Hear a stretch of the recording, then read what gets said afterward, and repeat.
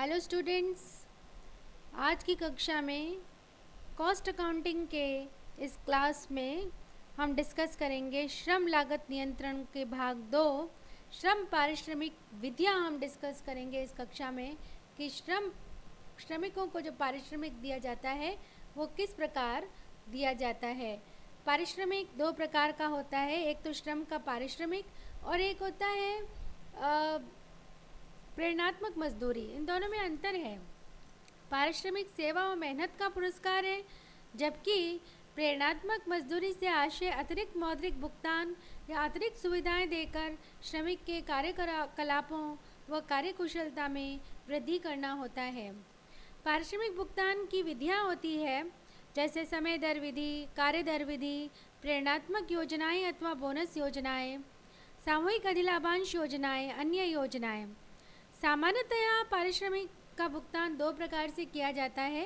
एक तो होता है समयानुसार, जिसको हम कहते हैं समयानुसार या समय दर विधि, जिसको हम कहते हैं टाइम रेट मेथड, और द्वितीय होती है कार्यानुसार या कार्य दर विधि, जिसे हम कहते हैं पीस रेट मेथड। समय दर विधि को फिर सब हेड्स में बांटा गया है। सामान्य समय दर विधि ऑर्डिनरी टाइम रेट मेथड, उच्च स्तरीय समय दर विधि high level time rate method और परिवर्तित समय दर विधि ग्रेजुएटेड टाइम रेट मेथड। कार्य दर विधि को फिर सब हेड्स में बांटा गया है। सरल कार्य दर विधि स्ट्रेट पीस रेट मेथड, अंतर्युक्त कार्य दर विधि डिफरेंशियल पीस रेट मेथड और निश्चित दैनिक युक्त कार्य दर विधि piece rate with guaranteed day rate method. आज हम इन दोनों मेथड्स को डिस्कस करेंगे। टाइम रेट मेथड पारिश्रमिक भुगतान की यह विधि बहुत प्रचलन में है। इसके अंतर्गत पारिश्रमिक दर प्रति समय इकाई पर आधारित होती है। समय इकाई प्रति घंटा, प्रति सप्ताह अथवा प्रति माह हो सकता है। इस विधि में श्रमिकों द्वारा संपादित कार्य की ओर ध्यान न दिया जाकर उसके द्वारा उत्पादन संस्था में बिताए गए समय पर ध्यान दिया जाता है। इसको पहली जो सब हेड है उसका जो वो है सामान्य समय दर अथवा ऑर्डिनरी टाइम रेट मेथड। इस विधि के अनुसार श्रमिक को पारिश्रमिक कार्यस्थल पर व्यतीत किए गए समय के आधार पर दिया जाता है, और इसका जो फॉर्मूला है, सूत्र है, वो है wage is equal to time spent into time rate. पारिश्रमिक दर समय की निश्चित इकाई पर आधारित होता है, जैसे घंटा, दिन, सप्ताह, माह आदि एक एवं अन्य दर के अनुरूप होता है। इस निश्चित अवधि का कार्यकाल संस्था प्रबंधकों एवं श्रमिकों द्वारा मिलकर निश्चित किया जाता है। यह अत्यधिक सरल है। कार्यालय उपरिव्यय न्यून होते हैं। निश्चित पारिश्रमिक प्राप्ति का विश्वास रहता होता है। नियोक्ता एवं श्रमिकों को समान रूप से लाभदायक रहती है। आपस में कोई मनमुटाव नहीं रहता है और श्रमिक संतुष्ट रहते हैं। पर इसके कुछ दोष होते हैं। इसमें कुशल श्रमिकों में असंतोष पैदा हो जाता है। औसत से अधिक उत्पादन पर श्रमिकों को कोई आर्थिक उपलब्धि नहीं होती है। इस विधि के अंतर्गत अधिक समय कार्य की व्यवस्था रहती है, जिससे उत्पादन लागत में वृद्धि होती है, लाभों में कमी होती है। श्रमिकों पर कड़ा निरीक्षण रखा जाता है।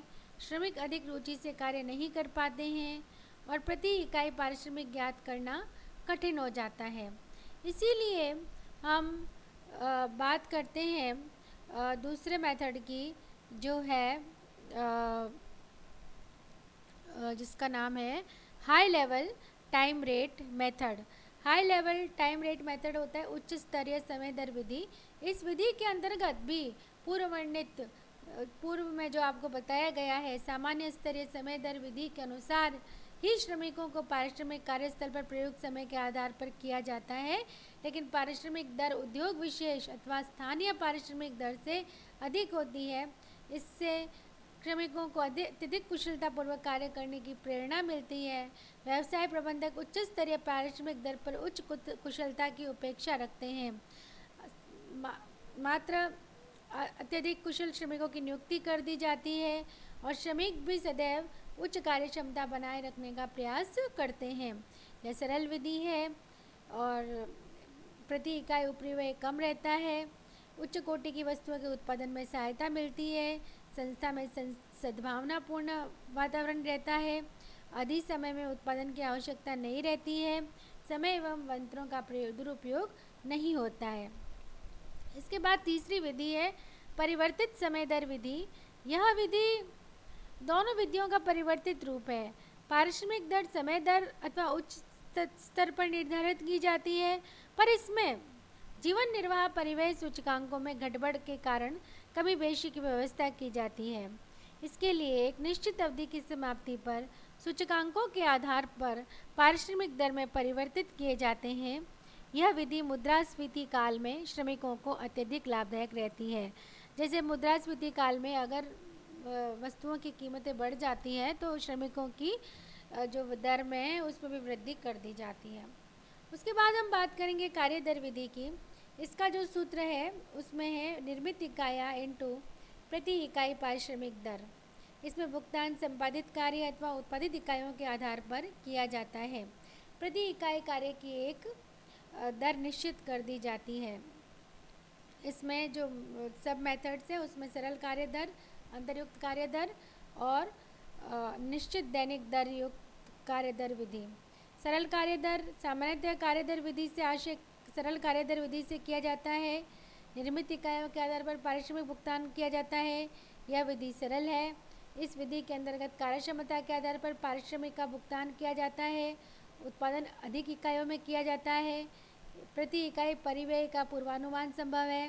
निरीक्षण पर अधिक व्यय नहीं किया जाता।